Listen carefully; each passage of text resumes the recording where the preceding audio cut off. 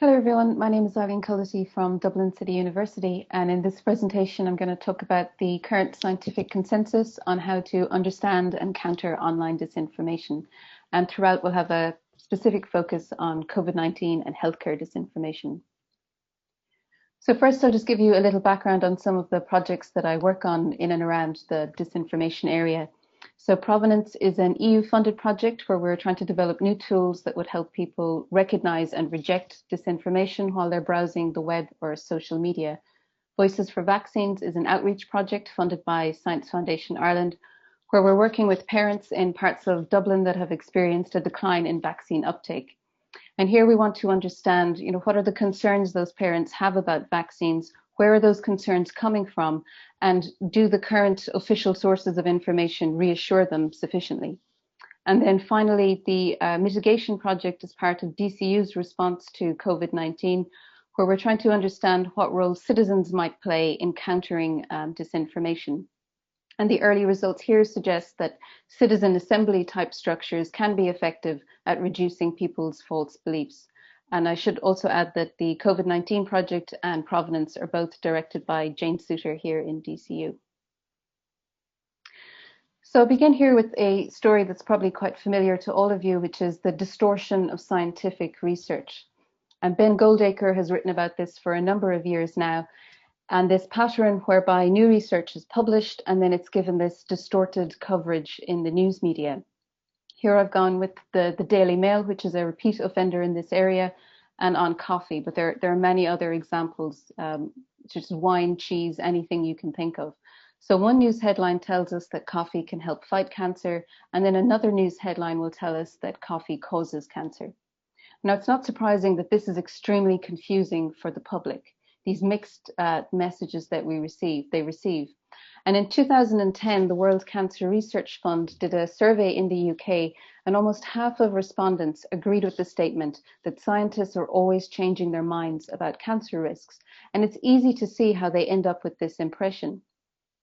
And this impression that scientists are somehow very fickle and changing their mind is a real problem, because we know from research on climate change and disinformation that when the public perceive that there is a lack of scientific certainty or that scientists have a lack of knowledge, then they're less likely to engage with an issue and they're less likely to act accordingly.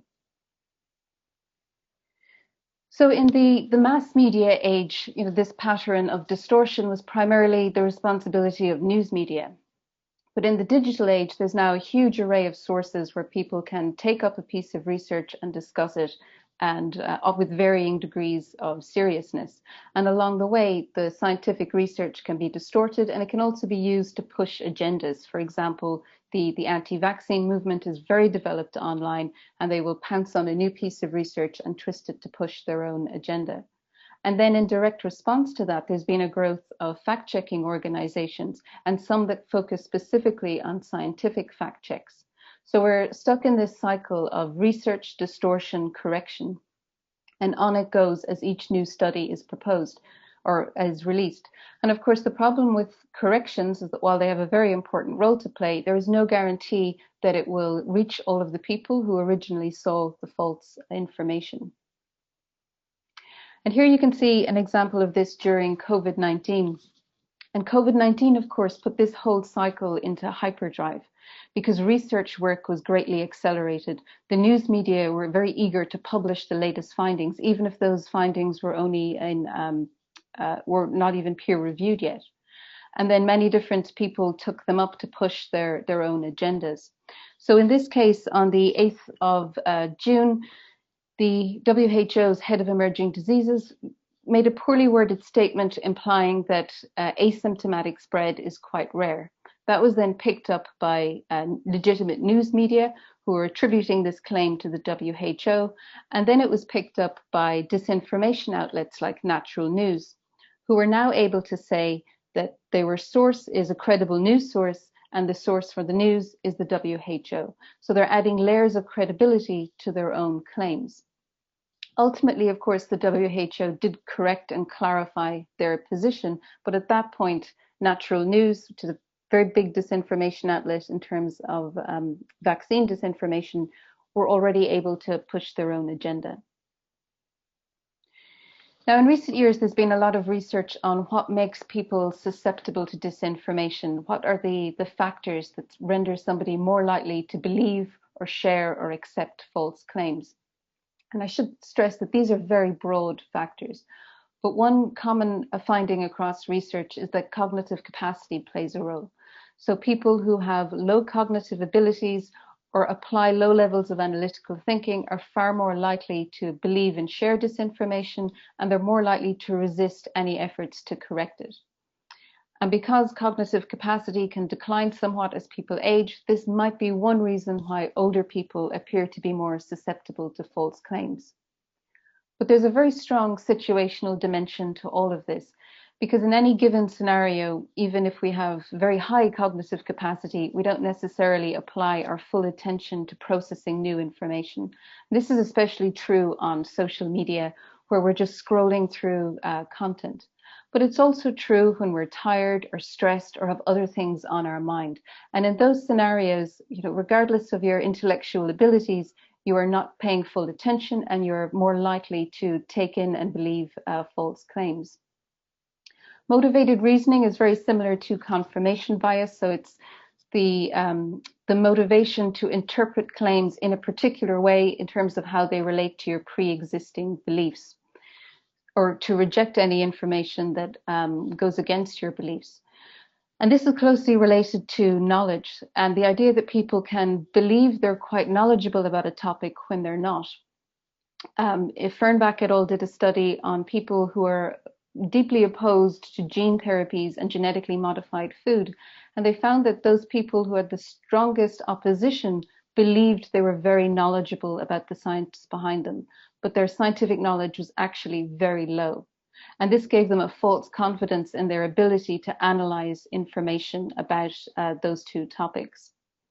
Prior knowledge, it should be obvious enough that the more knowledgeable you are about a topic, the more likely you are to be able to spot when somebody is lying or presenting outrageous claims.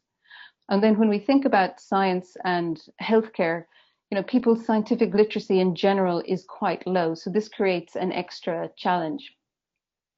And repeated exposure is a really important point, and one that I'm going to come back to again later. And the essence of this is that the more often somebody is exposed to a false claim, the more likely they will start to think it's credible. So this is known in psychology as the illusory truth effect, and it's linked to memory. So the more often you hear a claim, it enters memory, and then you will recall it more easily. And what we can recall easily seems more credible. This is important because it suggests two things. First, we must try and reduce the visibility of false claims overall. And second, when we're trying to correct disinformation, we must try and avoid repeating those false claims. And the final point is about literacy. So here I've called it information literacy, but it's obviously not limited to that. There's basic literacy, people's ability to read and write for themselves. There's digital literacy, their competencies with digital technologies, media literacy, understanding what sources are. And as I already mentioned, there's scientific literacy, understanding how science works, what peer review even is. And so there's a huge range of factors that can come together to influence whether people are susceptible to disinformation or not. But these are just trends, and any scenario of disinformation is highly contextual. So for example, with COVID-19, some recent studies in the US have found that younger people are far more likely to believe false claims than older people. One explanation for this might be that younger people have a perception that they're less at risk, so they haven't been paying as much attention to news coverage as older people, so when they hear false claims, they're less able to reject them. Similarly, the COVID-19 in the US has become highly politicized along partisan lines. So Republicans are also far more likely to believe false claims and conspiracy theories about COVID-19 than Democrats. And this is a pattern with other scientific topics as well, in particular climate change. Once they become politicized, it becomes far less about the science than it does about people's political and partisan identity. And a related area has looked at vaccines. And again, younger people are far more likely to be hesitant towards vaccines or less certain about the relevance or significance of vaccines than older people. And then one explanation for this is that vaccines are a victim of their own success. So many generations have now grown up without a tangible awareness or fear of vaccine preventable diseases. And so in the previous slide, I was saying that older people appear to be more susceptible to disinformation. But what we see here in these specific contexts, that younger people are actually more susceptible. So what this underscores is that each case or topic of disinformation is highly contextual. There aren't any specific set of factors that render people susceptible in all scenarios. So a far less developed area of research looks at why do people share disinformation? Why are they posting it on social media? Why are they sending it to their peers? And what's interesting here is that people have a very broad range of motivations, and none of them, or they don't all necessarily mean that somebody actually believes the disinformation in the first place.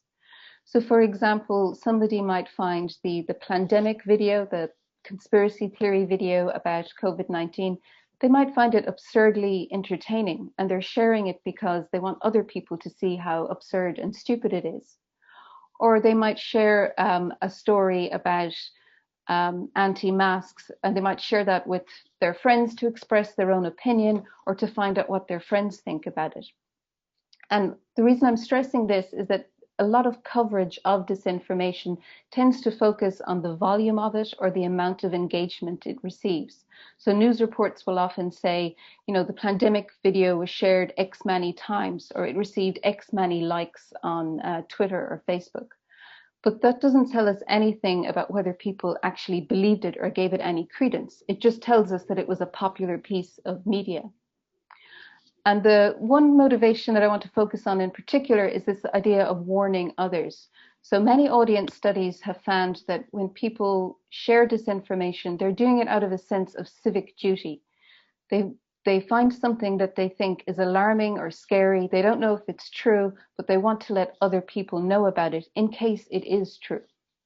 And when you think about COVID-19 and all the rumors and just false information or false healthcare advice that went around, in the context of people being quite scared about themselves and their loved ones, it's really not surprising that they chose to share those rumors with other people just in case it is true.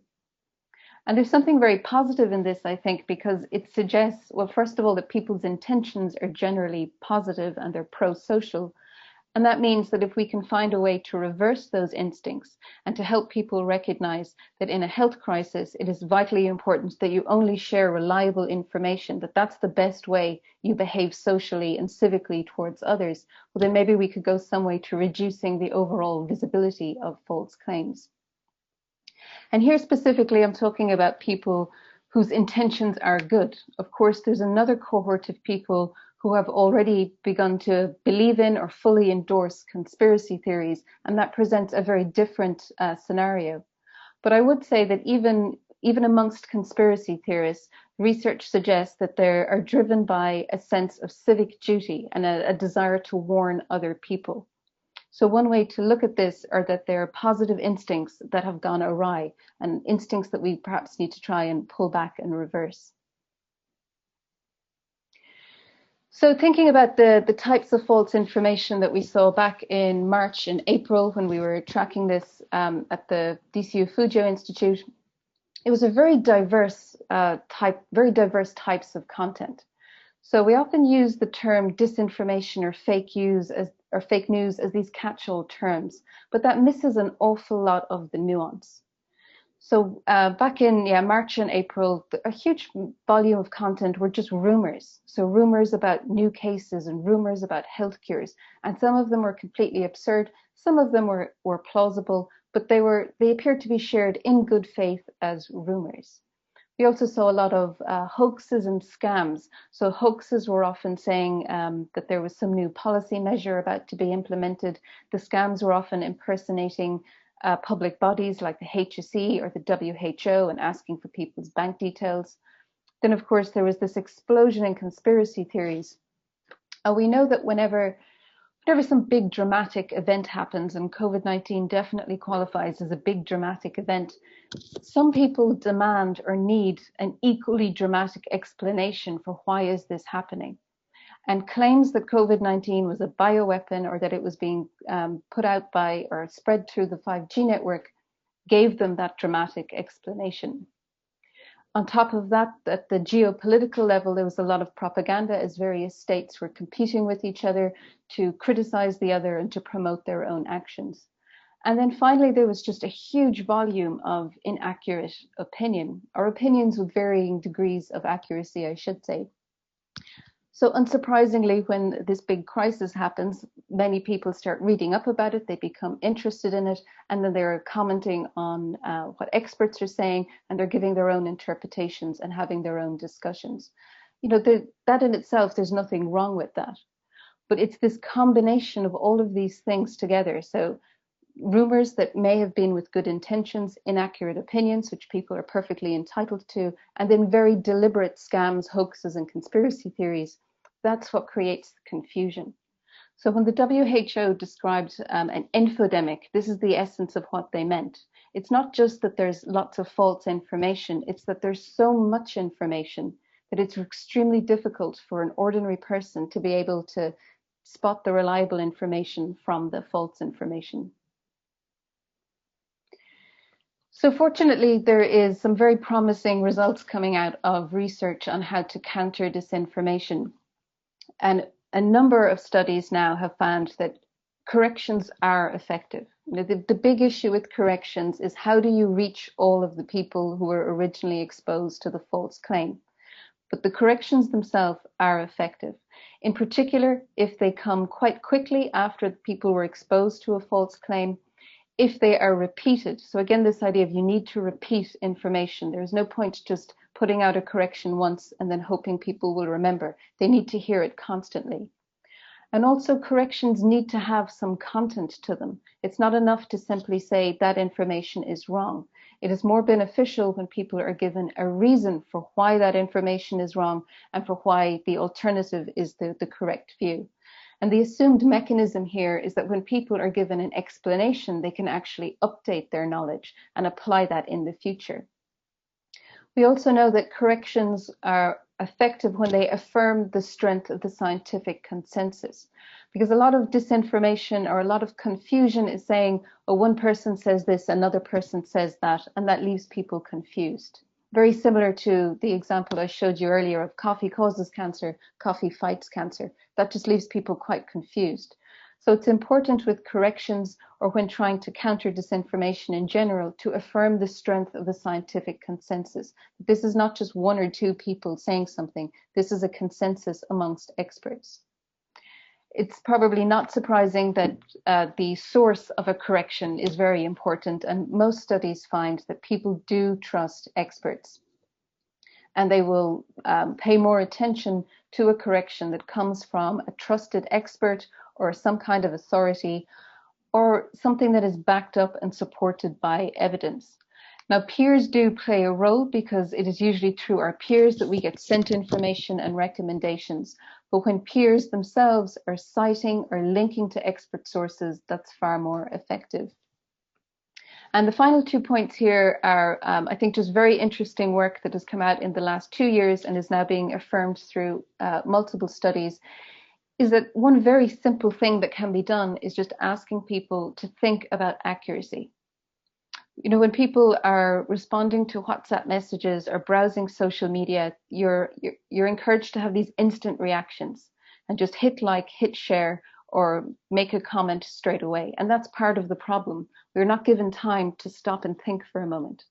But what studies find is that if you just ask people, stop for one moment, does that even sound remotely plausible? Does it sound accurate? Where has it come from? Then their ability to judge information, to spot reliable information and reject false information increases enormously.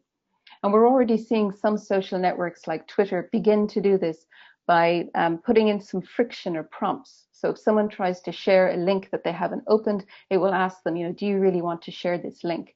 These are really simple ways forward to get people to apply more critical thinking to the content they're looking at. And then the final point is about pre-bunking, or what's sometimes called inoculation.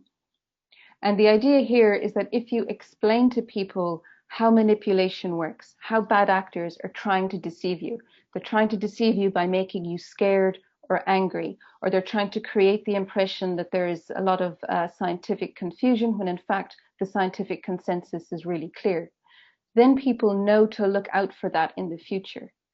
So a standard correction is really just a response to a piece of disinformation. But these pre-bunking or inoculation strategies are about giving people the skills and ability to reject disinformation about all kinds of topics. So finally, I just want to focus on this idea of correction. And what you see here is an example on the left of a Facebook post that took a new study that came out, and it distorted that study to say that asymptomatic spread is not a problem. And the kind of agenda behind this was to say that there was no need for lockdowns and public health measures were all overblown. In response to this post getting lots of traction online, the health feedback website published a debunk. And I'm going to walk you through this debunk here so you can see how they put it together. So in the headline, it tells us that a Facebook post misinterpreted a study of contacts to claim that asymptomatic spread does not occur. Then it gives us some more detail about the claim itself. Asymptomatic carriers cannot spread COVID-19. COVID-19 is not contagious. Masks are not needed, and so on. And then it tells us that this is a flawed reasoning. Underneath that, then, it's going to provide a bit more explanation about this, why it's wrong, because it fails to grasp the significance of observation. And then it tells us the key takeaway. And then it goes further into repeating what the problems is, asymptomatic carriers, and so on. The review is then quite lengthy. It's got lots of links and lots of resources, and it goes into great detail about the specific claims and why they are wrong. And then there's a nice list of references at the end. Now, you might have gathered from listening to me describe this, what the problem is here. In the headline on the front top of the page, so the first thing somebody is going to see, you're just seeing false information repeated again and again and again. So if somebody comes or is sent this link because they believe the false claim, and they're sent this link and they browse it really quickly, all they see is actually an affirmation of the false claims. So as I mentioned earlier, this repeated exposure is a big problem. And then when the debunk tries to explain why all of this is wrong, it's just a massive block of text. And there's a lot of great detail there, and it's very diligently linked, and there are references at the end, but you're asking a person to go through an awful lot of effort because the truth is buried in all of that detail at the bottom. And if you think about the original false claim, it was a really simple Facebook post with big block text spreading false information. And then the response here, the truth is buried underneath the false information, and it requires an awful lot of effort for somebody to get through it. So the key takeaway then, and I think this is true whether you are delivering a big correction, like in the previous example, whether it's in an interview or whether it's just talking to somebody, is to always reinforce correct information. Verification practitioners have this phrase about the truth sandwich, that you lead with correct information, maybe you mention the false claim, but then you come back and reinforce correct information. It's often necessary to engage and to go into detail about why something is wrong or what the nature of the false claim is, but that should not be prioritized. You always want people to come away clearly understanding what is the reliable information. And then related to that, a correction has to be accessible.